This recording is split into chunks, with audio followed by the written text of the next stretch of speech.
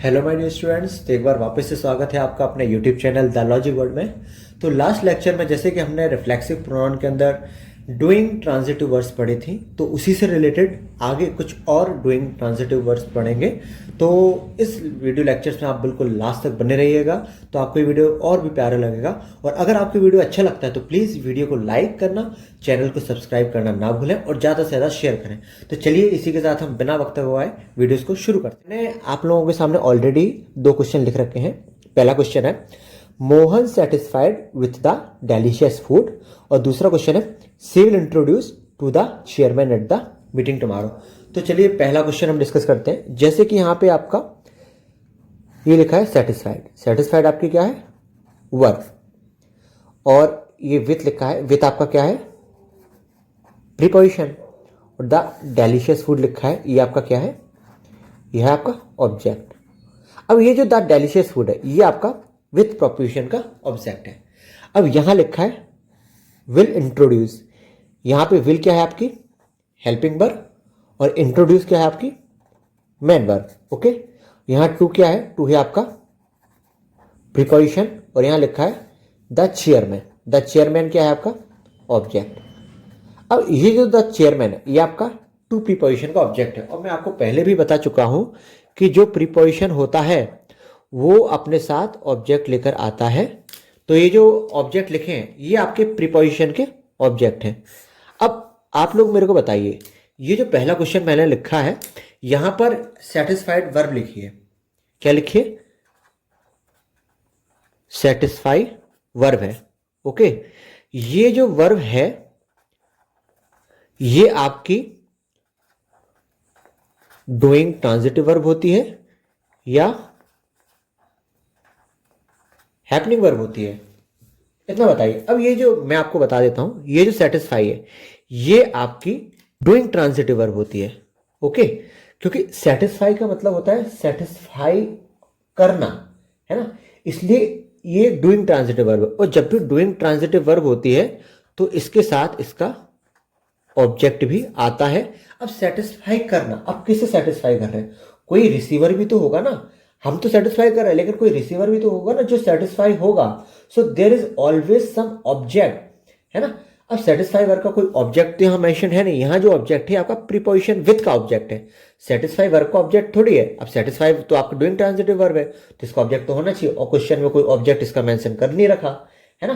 तो यहां पर लिखा है Mohan satisfied with the delicious food, यानी कि मोहन ने डेलिशियस फूड से सेटिस्फाई किया, मगर किससे किया हमने वो तो बता नहीं रखा क्वेश्चन में। या तो कोई, अब इसको सही कैसे करें? या तो आप कोई ऑब्जेक्ट लिख दो, है ना। ऑब्जेक्ट यानी कि जैसे कि मोहन, या तो आप ऐसे लिख दो मोहन सेटिस्फाइड, ये आपकी वर्ब हो जाएगी, है ना।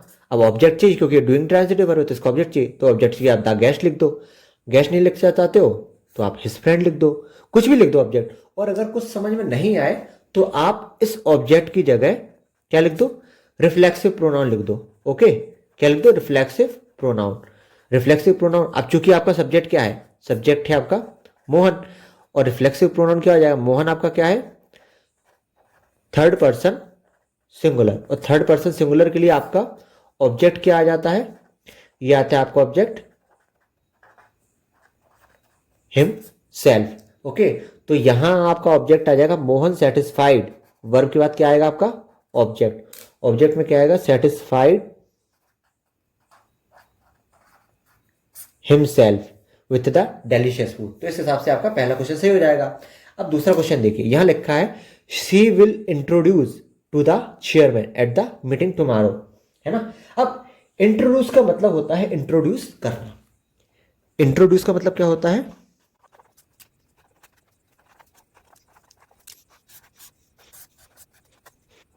इंट्रोड्यूस का मतलब होता है इंट्रोड्यूस करना। ओके, अब मीटिंग में वह इंट्रोड्यूस करेगी, तो किससे इंट्रोड्यूस करेगी यह तो हमने बताया ही नहीं।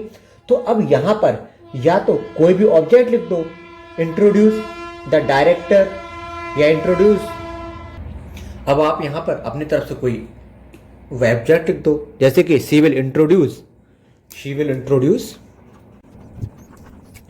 आप ऑब्जेक्ट लिख दो द डायरेक्टर या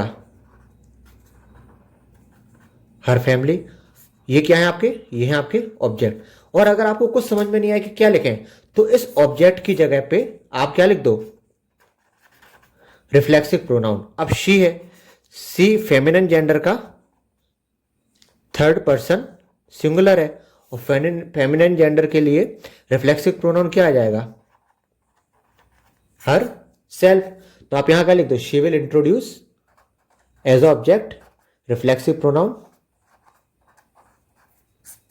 हर सेल्फ, यानी कि she will introduce herself to the chairman at the meeting tomorrow. और ये हर सेल्फ है क्या, ये है आपका रिफ्लेक्सिव प्रोनाउन, और ये हिमसेल्फ क्या है आपका, ये भी आपका रिफ्लेक्सिव प्रोनाउन। तो इसी के साथ हमारे ये 2 क्वेश्चन समाप्त हुए।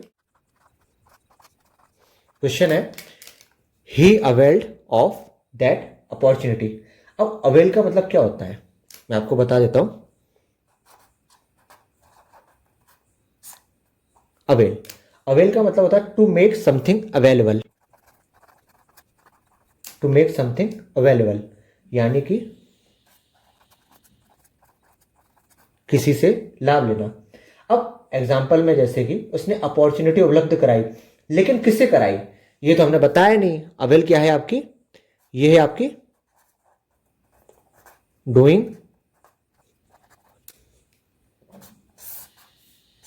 अवेल आपकी डूइंग ट्रांजिटिव वर्ब है, तो इसके साथ इसका ऑब्जेक्ट भी आएगा। उसने अपॉर्चुनिटी उपलब्ध कराई, लेकिन किससे कराई, है ना, ये तो हमने बताया ही नहीं।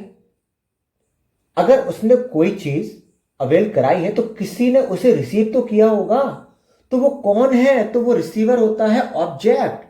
तो आप कोई भी लॉजिकल ऑब्जेक्ट अपनी तरफ से लिख सकते हैं। नहीं तो अगर आपको समझ में कुछ ना आए तो आप यहां पे अपनी तरफ से ऑब्जेक्ट के रूप में रिफ्लेक्सिव प्रोनाउन लिख सकते हैं।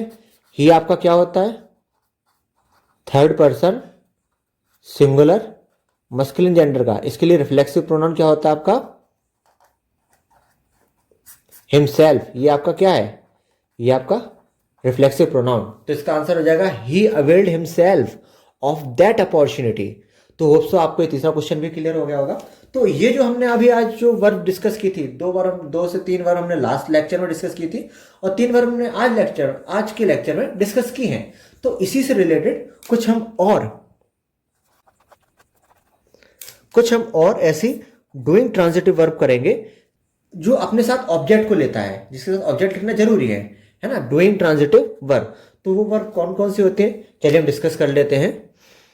जैसे कि लास्ट लेक्चर में हमने लिखा था,